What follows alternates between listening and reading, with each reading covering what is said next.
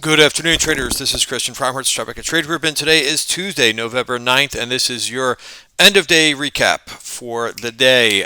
Risk disclaimer in front of you. Everything that we're going through is for information purposes only. You can read the whole risk disclaimer here, and if the video is a little bit blurry, it's just because YouTube takes a little bit longer to render the high-definition version of the video. So, a bunch of earnings releases, interesting releases. I use that word a lot, interesting, but it is what it is. There's some names like Coinbase, Unity Software, Upstart that have reported earnings. So, we're kind of getting through we've been through the heart of the earnings season. Last week was just a ton of earnings reports, and now they're kind of whittling down a little bit, where we can kind of concentrate on them a little bit more. Dash is another one that I see up after hours. So I'll go through a couple of these charts. Virgin point of controls, for example, are really good to kind of look for pivot points. For example, like on, and by the way, like some of these names that are down after hours, the word that comes to mind for me over and over with this market move that we've seen in the last couple of weeks is be realistic, right? About some of these moves. Some of them have been parabolic over the last 3 weeks. So having the right, being realistic about these things is important, right? And one of the best things that I use is, which I talk about in every one of these videos, and why I use it is because it's so damn good. Look at that version point of control taken out in Coinbase, and so far it's bouncing a little bit. So this really gives you a good level to trade with, to trade with unemotionally. Let me say that again, unemotionally, right? You've got a level here which is basically, again, a virgin point of control is an area where a lot of buyers and sellers have previously met up, where they haven't revisited. So it references it. It's where there's a lot of supply, right? And there may be some demand there too. But you could see that this is from the volume profile back here, and this is the largest area of volume at this particular price for this period. Now you could see, look at the bounce off of this, right? Do you think that that's by accident? I don't think that that's by accident. It's just there. The market remembers, right? And that's how some traders, they buy at certain levels, right? So these are very good sticking points, pivot areas. I bought some Unity software.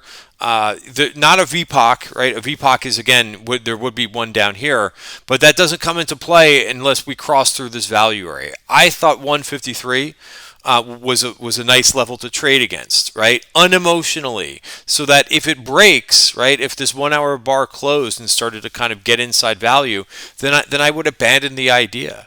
Right, too many people I see on Twitter, not to criticize anybody, but the more that you could get away from making predictions, right, and being emotional about you think you know where a stock is going to go. Let me break it down for you. Right? There's no one that knows where a stock is going to go. You could use your analysis and so forth, and just like I'm doing, but if it doesn't hold, right? If it didn't hold this 150 level, right, and that's kind of where I put this.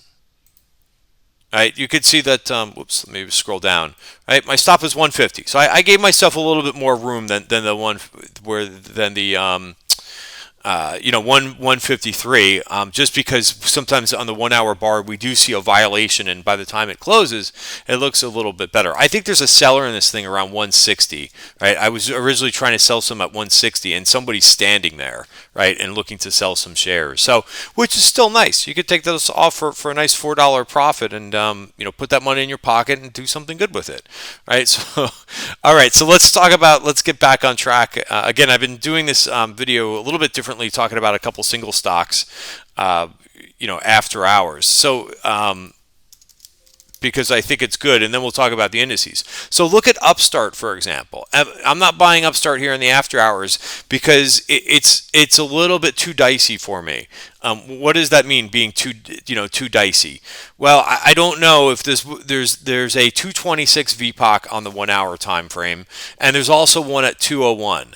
I don't know if this thing is going to take out 226 and stop and bounce like it did on the coin, or if it's going to continue down to 201. right? Another one too. So again, I'll be watching, and I don't have to participate in every single one. 280, let's see, 287 on again, and again, I like to look at these things on multiple time frames. I would like to see this thing actually stay above 287, but it doesn't. Anything could happen. The earnings calls haven't happened yet, but you know, looking at this a little bit more, I would maybe nibble at 226, right, and see how it handles this level. But I would not, I would not put on a big position here. But I thought the numbers were pretty good. Yeah, and again, I think some of these names they've gone up so much, right? So. Somebody in our trading room mentioned, "Wow, these things were really they lost. They really are getting killed." And I'm like, "Well, you got to put things in effect. They're still up. Some of these things well over 100%. In the matter of 3 or 4 months. I mean, so if that realistic word doesn't come into your mind, if you think these things are just going to go higher and higher and higher, you're just not familiar with how trading works, right? Because the names that do this, right, go up from 120 to 340. That's highly unusual. That's not the norm, right? So I know I kind of cater in this video to all different types of listeners, but what I really try to do is help some of these traders that are looking for immediate gratification, and that really don't have, I'll use the same word, realistic assumptions about the market. Going up 300% in a couple of months is a huge move. And, if you look at what happened to Tesla today, you knew that this was going to happen, right? I mean, this thing can't just keep going up in a parabolic fashion. Notice where this thing stops for the day at the top of value, and we'll see if we start to kind of digest a little bit. But when these things have these moves, it's great to play along while these things are trending. But once they start to break the short-term trend, you got to get out of the way. I mean, because they will come down, some of them, not all of them, but they will come down extremely fast, right? And especially the further that they go up like this and get the more and more stretched, sometimes the harder the move down is. Again, sometimes it really depends on the name in that situation. But being being unemotional with these things help, right? But again, I think that seeing some people and thinking that they're shocked at a stock could go down, you're just not familiar with trading, and this is where you learn things. And I would really think that people would still have people who have started trading last year would still have fresh in their mind what happened to them in February. There's a lot of traders that I talk to on Twitter, as well as in other places, or my trading room as well, about that just didn't manage February very well. And you can't forget that, right? If you learn some lessons about what happened back in February with this market that got really extended and came in, and a lot of the momentum names fell apart, around that time frame too. If you learn lessons and then have a near-term memory and forget all about that and forget about the discipline that you learned, then you got to go back and revisit that, right? Because you have to understand that the markets sometimes will go much further than they should go. But often they come back, right, to, so again, and we didn't even have that big of a move as far as the S&P. It was just a lot of the momentum stocks, right? For example, ARK, right? This went too far, right, in one direction, and it corrected, right? And now we've got a whole nother thing going on in this group of stocks too, which I don't want to get to because I want to concentrate more on some of the more interesting that happened today. But make sure that if you traded through February, that you're going back and thinking about what happened. How did you behave in February? Did you take profits, and did you cut some things when they started to turn, or did you have the diamond hand syndrome and held on to things way too long, and suffered through that a little bit? All right. The other thing that I'll mention too, as I'm going through this conversation, everybody has different time frames. If you're a young investor and you've got 20, 30 years where you can sit and hold things through that type of move down, that's a little bit of a different story, because many of these names did recover, especially the leaders of the market, right? They never dipped that hard in the first place. So keep these things in mind. What your time frame is. I still think even if you're a young investor and you've got a long term, I still think trading disciplined is a better way than just say I'm going to hold forever. I'll tell you, I started off when I started off my career, right, trading. And I know this, I'm dating myself, but I started my trading and my professional career back in like 1999, right? And we had all these stocks that were going crazy to the upside, and a majority of them did not make it. They're out of business. So the reason why I don't like that philosophy of the diamond hands is because I held some stocks diamond hands, and I've got paper certificates. That's all that I have for names. And I'll tell you, at that time, they had a great story, and they were really promising then. All right, so let's get into the price action. I did enough of a market rant. But if we go through these raw numbers, and I think Tesla did impact. There was a comment in the trading room about how much Tesla is impacting some of the move. Well, Tesla, if you just want to say basic numbers, I know Tesla was down a little bit more than 10%, but 10%, it's 2% of the S&P. That's 20 basis points. I think that Tesla is 6% of the Qs, right? So 10% down is about 60 basis points. The Qs only finished down about 70 basis points. The last thing I'll say about Tesla and about some of this EV space is this big IPO is coming out, this Rivian, right? How do you think portfolio managers are going to, what do you think they're going to do as they get allocated shares, right? If this is such a big and hot deal, right? They're going to have to make room in their portfolio. Do you think most portfolio managers just have cash laying around?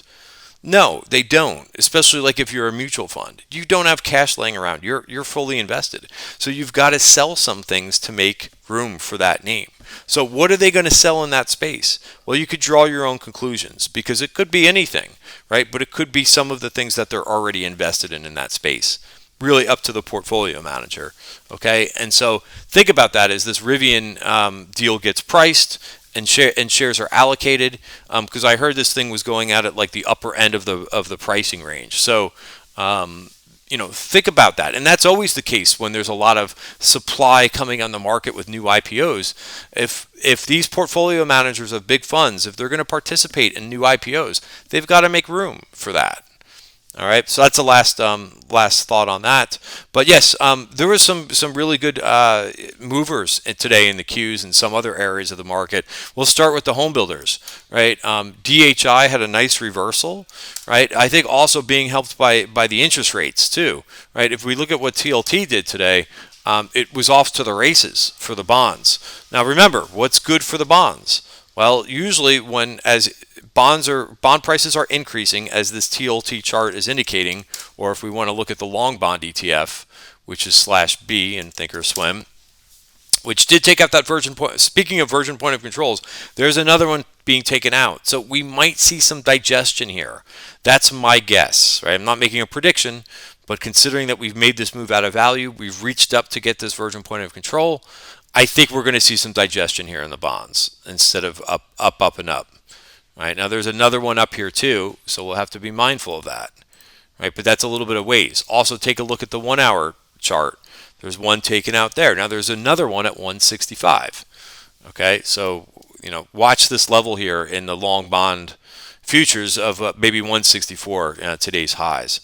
But yeah, when prices are moving up in bonds, that means yields are going lower. It's pretty good if you're trying to buy a house, right? So I know that the housing situation, they've had supply issues, all over the place with trying to get parts to build a house. I think a couple interesting tidbits that I heard from the conference call from D.R. Horton is that as soon as they're building houses, they're selling them. However, they're having a tough time building them, right? They said that the demand is there, but they've had to back off in their plans to build houses because they can't get them done, right? So let's see. I mean, again, we'll try to be optimistic about how long the supply issue is going to last. So I'll move on from there, but a couple standout names in this group. which is Trex reported. So that'll go on our earnings gap list, right? Our earnings strength and gap list that we've been holding. So I was kind of looking at Floor and Decor today, but it didn't really move too much. It wasn't a sympathy move. Notice this thing kind of fell a little bit. So let's see if this kind of back and fills a little bit. Another one in this space, AZEK, was super strong too. But that has not reported earnings. That did kind of catch a move, but I don't really like this chart too much. I think going up to here could be where this thing stalls. Okay, so a few other names that I've been long this Sherman-Williams. I was actually trying to take a target at 325. It didn't get there. I should have lowered it. So my mistake on that. But I got into this name last week. It's working. Another name that I'm looking at in this space is Fortune Brands. Now, again, you got this red line right in front of it, so I want to see what it does if it can kind of clear here. But again, I think this is a quality name in the space, so it's a name that I'm watching. I haven't really seen much out of Restoration Hardware these days. I know this WSM has been acting better, Williams-Sonoma. All right, so that's that space. And if we want to talk about some of the moves in software, we could go through just a couple of these names. Asan, which is a name that I talked about yesterday in yesterday's video, now has cleared this consolidation. I would be watching this name going forward. Really strong. If you want to look at a few of the other ones, Hubs also really strong move today, up 4.3%. The one that I went into today, unfortunately, a little bit unlucky. It may just need a little bit more time, but this team is one that I did get into today. It just really didn't do much, unfortunately, today. One name that I was in long, and I wanted to talk about this one just for a minute, was GE, right? So when I initially put this trade on last week, right, and I mentioned this pattern, really nice kind of bowl pattern here, and coming out of this, but I was looking for my first target to be right around a 111, and then maybe up here at 114. I got it, right? I got the whole thing, and I took profits on it, right? I would have actually liked to get higher, but my trading system that I use doesn't open till 7 in the morning. I don't know why that's the case, because this thing was trading at 126 this morning. I would have liked to be able to sell this somewhere in here, but you could always re-add. Like if you take the trade off, right? People think that you have to be done with the trade, right? No, you can kind of watch to see what it does a little bit, and when you do that, sometimes for me it really helps, because then you become completely objective, right? You're not anchored to what you thought was going to happen to the stock. You take it off and then you think about it. Would you get in here? Well, I want to see if this thing, if it gives back too much of it, you're going to be left with an ugly looking candle. So I kind of want to see this thing get back above 115, 116. For now, I set an alert right around where I sold this thing at 118, but maybe I'll bring that down a little bit to 114. But I'll tell you, for me, if you could catch a trade like this overnight, or like a roadblocks, which we'll talk about in a second, putting the money in your pocket, right, and then looking at the trade again, and you could, like I said, you could always re-enter the trade. If you think that there's big momentum into it, you could always get back in, right, and then set yourself a new stop and be disciplined, right? We're in the business of compounding our money, and you have to be able to kind of take some profits and say, even if, and I know this happens, and we all have seller's remorse sometimes when a name continues higher, but if you continue to kind of make money here and there in your trading account and put that money back in your pocket, I just think you're that much ahead of the overall crowd, right? So here's what I did in GE. I paid 108 last week, and I'm out of this one. Another one that's been working for me really well, and I continue to do this while we're sitting here above value, right, which is INMD. I talk about this name a lot in these videos, but it keeps, with the market, it keeps falling, like, right off the bat, like down 2%. So this was a huge buying opportunity again, right? And again, you don't have to sell this thing, right, you don't have to, you don't have to keep accumulating the position, right? Like I bought some yesterday, same thing, and I was just about out of the whole ad, right? So I bought some more this morning. Took it off again, right? Now I'm still leaving my core position on, but you could just kind of trade around this thing, right? Because ultimately, I do want this thing to go higher, but if it's providing these trading ranges like this, I'll take it every time, especially as long as this is trading above 89.75. If we start to break the 20-day moving average, then it's a different story.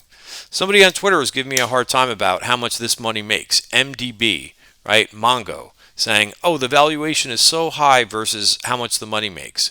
Well, I'm not married to the position, right? And I've taken 3 targets in this thing already. Right? We're traders, right? We're taking profits along the way. We're not sticking to some anchored view that I think that this thing is going to go to the stratosphere, right? We put this on through after a break of resistance, right? And then we're managing with a trailing stop the whole way, right? But people like to come out and judge and say, oh, geez, this name, it doesn't make any sense. That's fine. If it doesn't make sense to you, don't trade it, right? Right. But understand how traders trade, right? With a system and with a disciplined plan. Now, from time to time, we're going to get caught off on some things. If a name gets downgraded or something like that. So there's always risk out there, but barring those situations, as long as you're taking profits along the way, will this thing eventually come in and turn down and probably come in and recheck the top of value? Probably. That's why you take profits along the way. And then rinse and repeat. And if trades don't work, right? I got into this this IIVI, right, which I thought was making a really nice move. Not a name that I trade that much, but it fizzled, right? It didn't do what I wanted it to do. And I was looking for a pretty fast move. As you can see, I labeled this one most likely a day trade. And here's me getting out of it.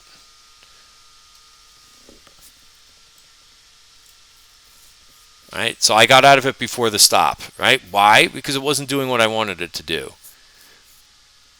All right, so here's my INMD. Airbnb. Didn't really do much today, but I didn't want to chase this name on the first couple days here. So coming in and settling down here. I'm also watching this Live Nation too. No position on yet. I am long in the TTG trend portfolio, but no position in my trading account. And we'll see what this does in here. All right, a couple other ones. ZTS took profits in this one. We saw some big April calls last week. Still trending in the right direction. I played a little bit of this roadblocks today, and we'll keep an eye on this one. Just a monster move, 42%.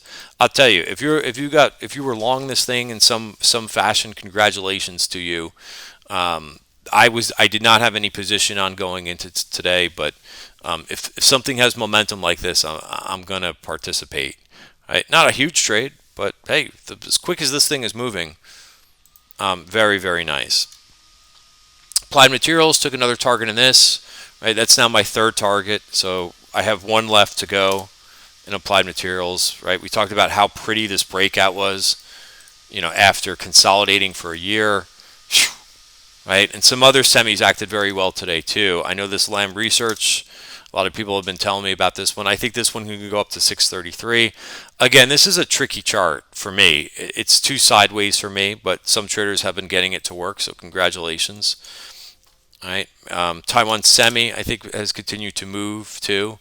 Still very range bound, but exploring the top end of the range. All right, I think I tried a little bit of Tesla, and once I saw that I actually got it to work. But I was just afraid that we might see a reversion back a little bit, which we did.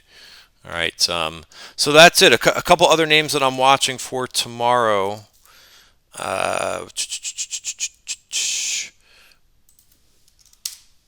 Real nice move here in the Sentinel. A couple of traders caught this in the room today. Very impressive. The cyber names continue to act well. Just impressive, and I don't think that trend is going to go away. We talked about Roblox. I've got another name written down, but I can't read it. So we'll end the day here, guys. Have a great night, everybody. And again, that's the last thing, last message I think of this video is just be realistic about where this market is going, or how far this market has gone. I said this morning, and happy to give this video out if anybody wants it, but We talk about this stuff pre-market. We not only talk about charts and setups, but we also talk about strategy. And one of the things that I said, I was kind of banging my fist on the desk. I said no one should be surprised at this point if we get some type of a pullback, given where we are right now. Right? And we don't have to get that, right? But again, looking at how far we've come, I mean, it's been a ginormous move the last 3 weeks. Okay, have a great night, everybody, and see you tomorrow.